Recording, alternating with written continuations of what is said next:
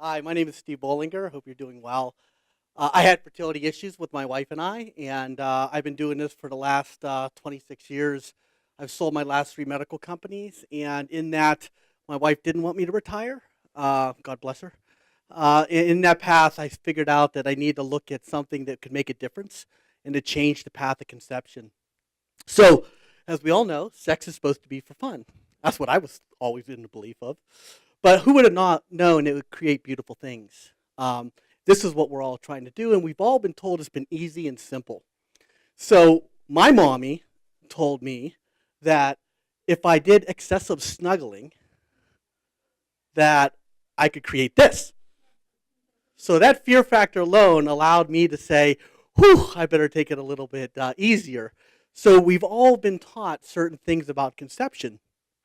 So most of the people that we're talking to today have figured out that they're ready to flip the switch to conception, from contraception to conception.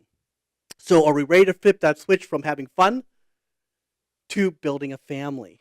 And that's what we're all here talking about. But did we know that in 1960, it was 1 in 15 couples were having a difficult time conceiving?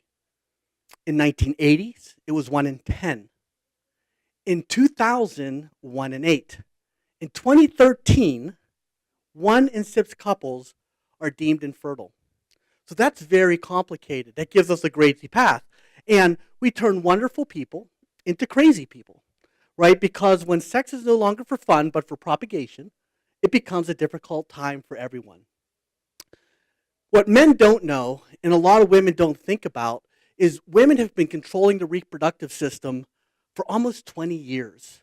So as we start on birth control pills, many 13 or 14 to 21-year-olds begin using contraceptives not for contraception but to control their hormones.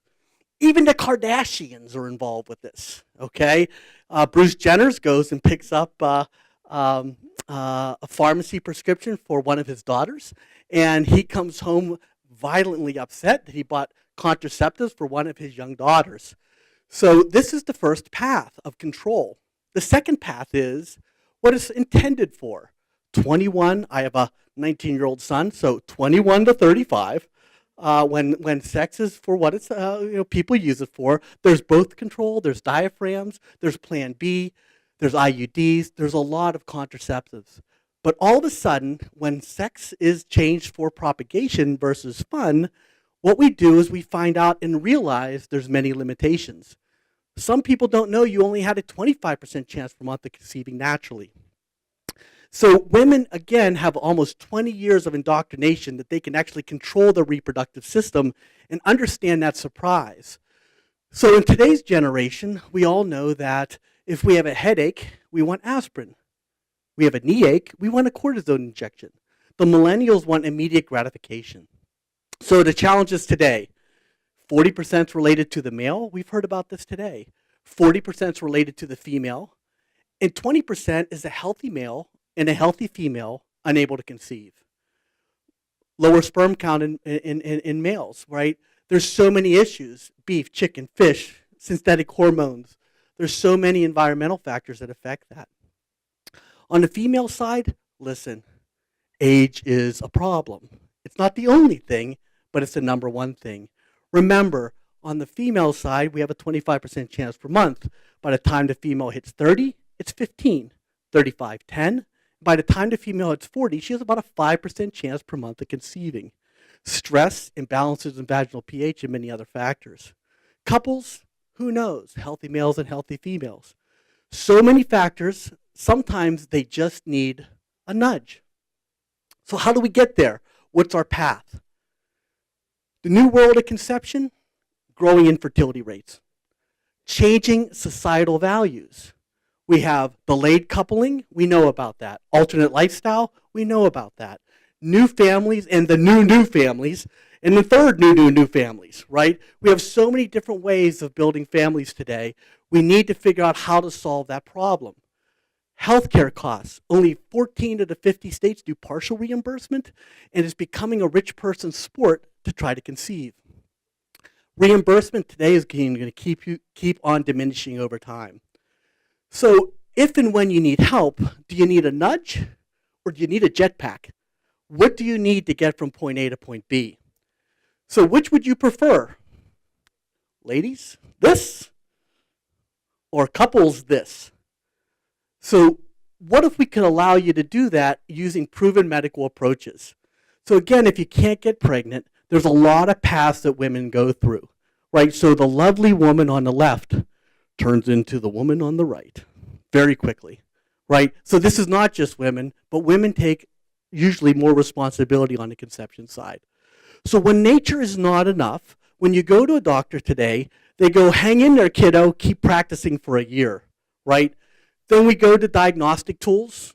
We go to physician drug-supported therapies like Clomid. We begin IUI, intrauterine insemination, which gives you about a 10 to 20% success rate, costs between $1,000 and $5,000 per attempt. Then you go to IVF, $15,000 to $25,000 per attempt, and the national averages are 15 to 30% success rates. So what if we tried to get the Stork involved? So one thing that people forget is differences between men and women on how they perceive infertility. Females interact with physicians at a much earlier age. At 13, 14, 15 years of age, women have a long relationship with their physician. Men, on the other hand, we don't identify healthcare issues. We think of healthcare as a broken bone, we need an antibiotic, we have a fever, we have a cold. So it's two different ways. And from that perspective, women have a 10 to 20% head start working with a healthcare provider. On the male side, we really interact with the physician our first time when we're about 35 years of age, and we have a prostate exam, right? Not a lot of fun. But that's the first diagnostic general approach for men in the healthcare system. So men and women have two different timelines. So imagine asking a male to go into a doctor's office and leave a sample. It becomes a little restrictive, and they don't want to do it because they saw something come out of them. Men are often waiting to take the next step in a diagnostic phase, and they're dragging their feet because usually they're under 35. So delayed fertility is not the end of intimacy. We can bring the fun back. What if we could keep it fun, keep it intimate, and use proven medical approaches that physicians have used for years, and use the tools they already know how to use, condoms and tampons. So what we do is we're a drug-free, holistic approach to using a process called intracervical insemination. Basically, we're taking a higher concentration of sperm and placing it next to the cervix. There are 30 years of publications that use this approach. It's been well tested and well managed. Physicians use this approach today in many of their practices. It has similar statistics as IUI, about a 10 to 20% success rate. All we do is put a higher concentration of sperm next to the cervix. And how we do that is ICI. Again, it's not utopia, but it can be done privately and be done simply. So again, we have a condom for collection and a tampon-like delivery and removal device. So here's how it works. Male places on a condom, makes love to the female in the normal process. Right before he falls asleep, he takes the condom off and takes the inside of the condom, which is the cap, and loads it into the device. She loads it in, and now we take this plunger-like device and retract it into a nice, smooth transition point. At this point, the female, like a tampon, tracks it in, places it in until it hits the back wall. At this point, she'll open it, release it, and remove it. At this point, it's now tampon-like delivery, and now it's tampon-like removal. They'll leave it in there for 6 hours, just like they've done for years under a physician's care. And at the end of this, now again, at this point, she can go up and ambulate, give her wonderful husband a back rub, cook him dinner, or vice versa, whatever happens in that household. And when they're done, they pull it out and they're done. So what we do is we bridge that gap between natural intercourse and IUI and IVF for $80 instead of a much more expensive $1,000 to $20,000 per attempt.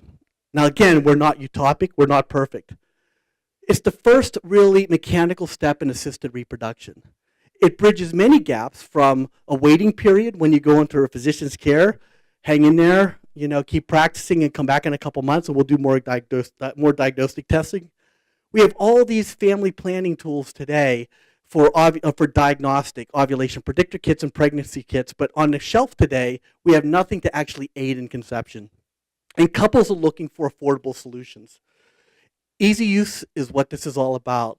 We had to make it so we took a medical procedure and do it in a privacy owned home. We had to use tools that people already were accustomed to. So, where is this best used? When sex is no longer for fun?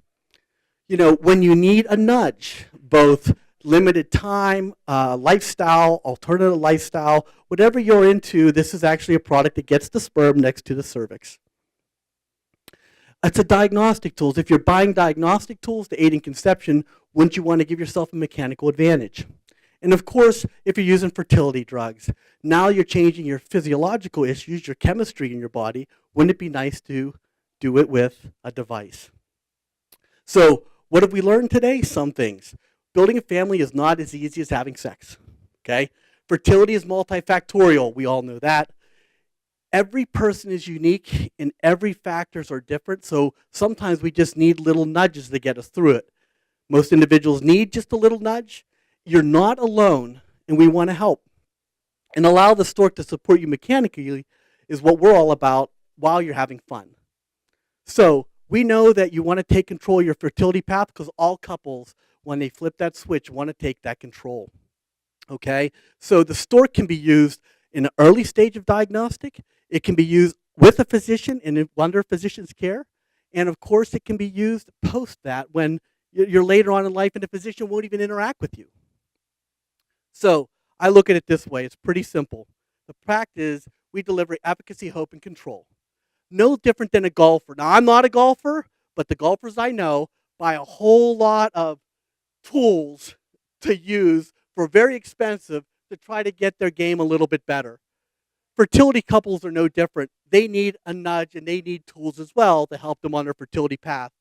And everything you've heard of today is that the rest of your life is put on hold when conception is critical in your next life path. Renova Women's Health, you can learn more about us online. And I hope that answered some of your questions, and thank you for your time.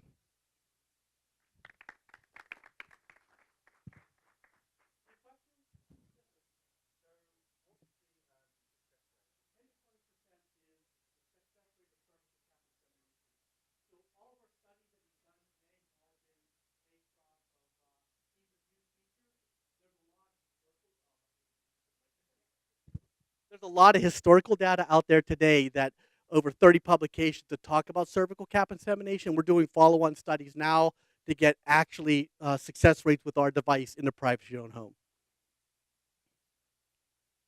Any other questions? We are distributing it today. We're a prescription-based product today in the United States. So we've sold over 1,000 units in the United States. We've had multiple and hundreds of success stories so far. We started in July. We are selling it over the counter in both Europe and in the UK, UK and Canada, and we're in their primary large drugstore chains there. That launches in April. And CVS is going to be carrying us this fall. Hopefully by the second quarter of this year, the FDA will give us our OTC approval, which really is where the couples want to use it anyhow. So we did the studies that they've already approved.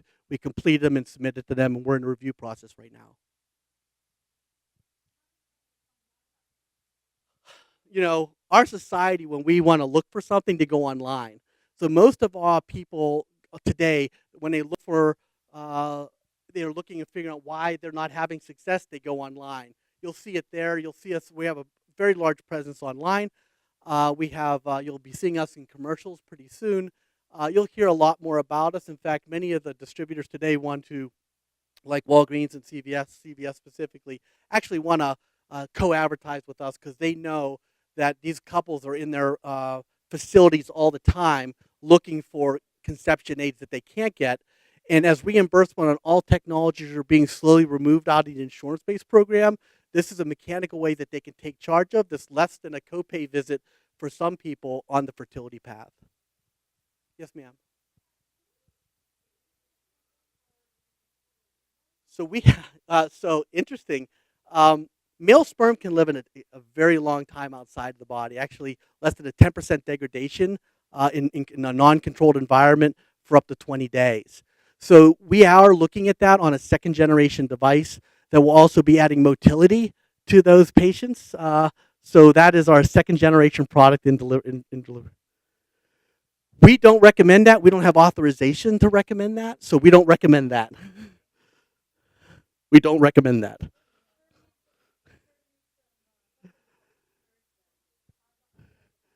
Well, actually, the sperm is pretty cool because semen is like an apple.